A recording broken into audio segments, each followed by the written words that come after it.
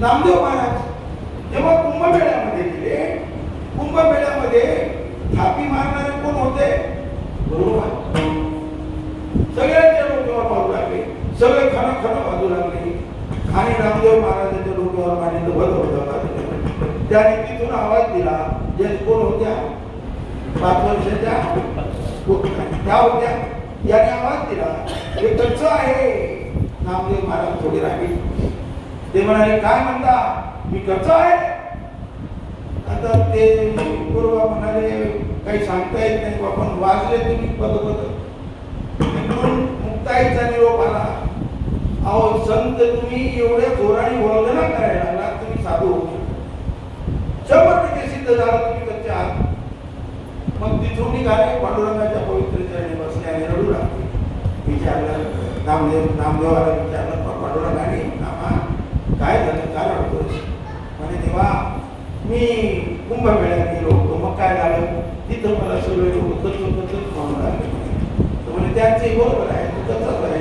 हा म्हणे, तुम्ही त्यांना किती दिसलात? म्हणजे नाही. त्यांना काही दिलं? म्हणजे नाही. त्यांच्याशी बोललात? म्हणजे नाही.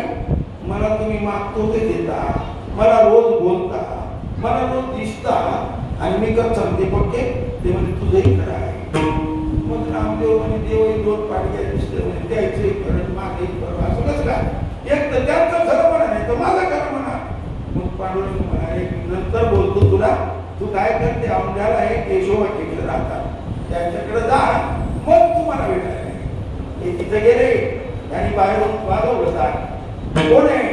मी नामदेव, सोडून ये. त्याला वाटलं जोडे सोडून ये, जोडे सोडले. बरं, कोण? मी नामदेव, सोडून ये. कपडे काढून टाकले. मग पुन्हा म्हणाले, कोण आहे? मी नामदेव. मग करजुडाई सोडून टाकला आणि चिडले. मग पुन्हा विचारलं, याने वाजवली कडी, कोण आहे? नाम्या. मध्ये गेले, काय सोडलं? मग तू करता, तू भया उजवे राहा माय. मध्ये गेले आणि त्यांनी पाहिलं, हे महाराज तेलाने भरलेले जोडे पायात आणि ते पाय कुणाच्या लोकांनी? महादेवाच्या. मग याचं डोकं संतापलं. म्हणे, याला तर अक्कलच नाही, ज्यांनी पाठवलं त्याला आहे की नाही कोणाच ठाऊक. हे मला देऊन दाखवणार आहे, हा देवाचा परिचय करून देणार आहे.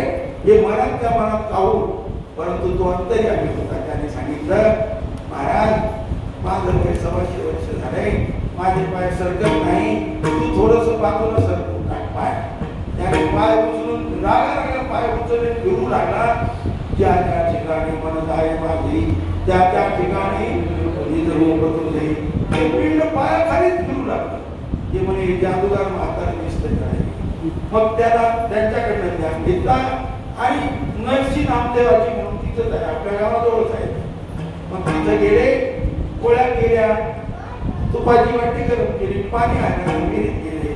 त्या ठिकाणी कुत्र्याचं रूप श्वान धारण केलं आणि त्या पोळ्या उचलून पडू लागले. हे पाणी घेऊन बाहेर आले. अहो तेव्हा ते कशात कोरड्या पोळ्या कशा तुम्ही ते तूप.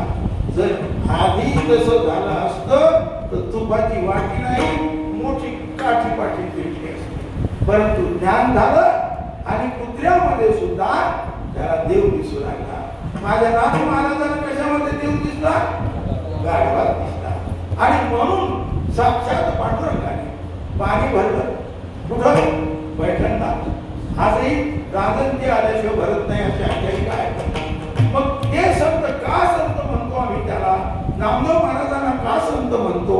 की ते अशा घटना घडलेल्या आहेत. नाथ महाराजांच्या बाबतीत त्यांनी तशी केली सेवा म्हणून पांडुरंगाने स्वतः पाणी भरलं. एक वेळेस एका षष्टीला नाथ महाराजांनी देह सोडला. सगळे ब्राह्मण देवता होते खांदा घ्यायला. आपसाच्या चालू होती खाली.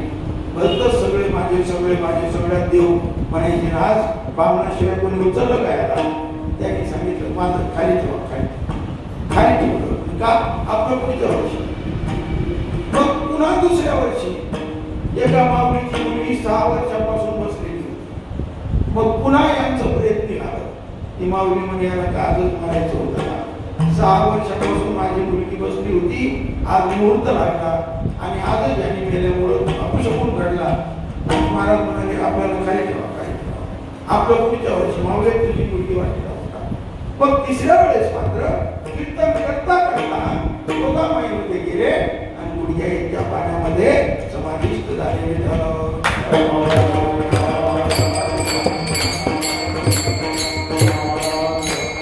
तत्पूर्वी पांडुरंगासाठी काशीहून भटजीबू आले.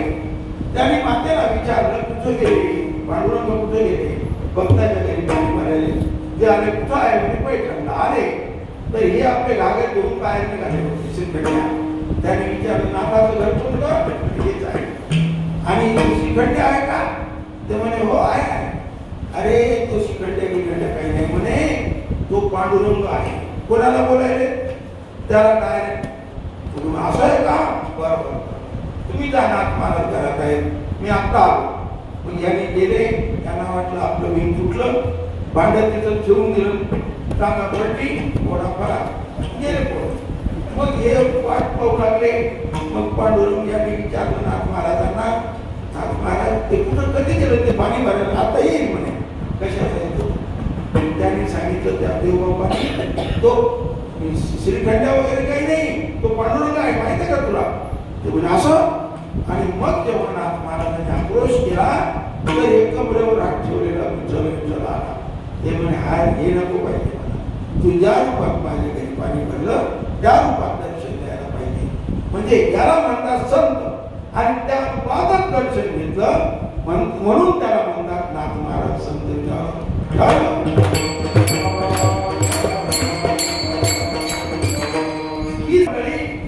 असे बरेच संत आहेत. जिसको लागी सोही जाने, तुझ्या क्या जाने भाई, एका लागी बेका लागी, लागी सजल कसाई, दीपाती कोई सी लगी, बड़े समंदर माही रे भैया, बड़े समंदर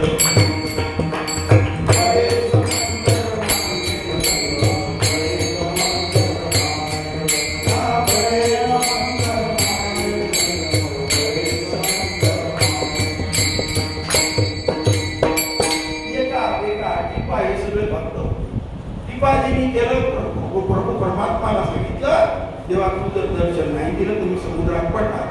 ईश्वर मला खरंच पडतो बाबा. त्याने पुढे टाकली आणि खाली दोन्ही हात तुकडे होते. यासाठी म्हणतो मॅडम त्याला भक्त आणि याला संत म्हणतात. म्हणून नाथ महाराज म्हणतात की जर श्री आधी बघायचा असेल, ओळखायचा असेल तर अशा संतांचा संग पाहिजे.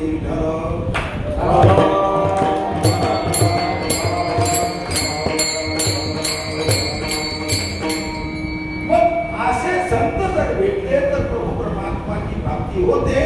आणि मग दुसऱ्या चरणात काय म्हटलं? साधती साधन